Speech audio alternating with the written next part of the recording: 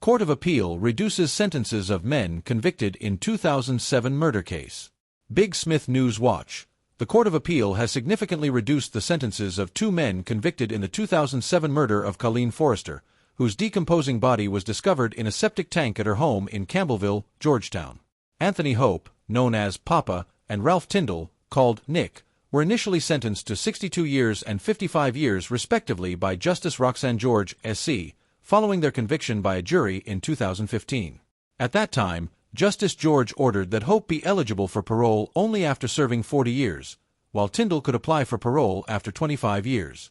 The case garnered public attention due to the brutal nature of the crime.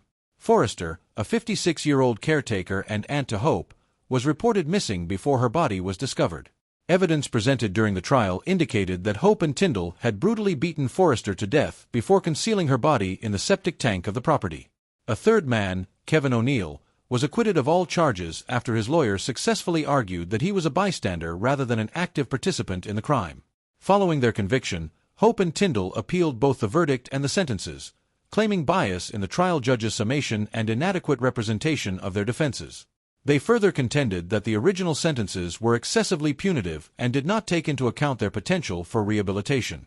In a unanimous decision delivered on Wednesday, Chancellor of the Judiciary Justice Yannette Cummings Edwards acknowledged that the appellate court found no merit in the men's arguments against their convictions, resulting in the dismissal of their appeal on that front.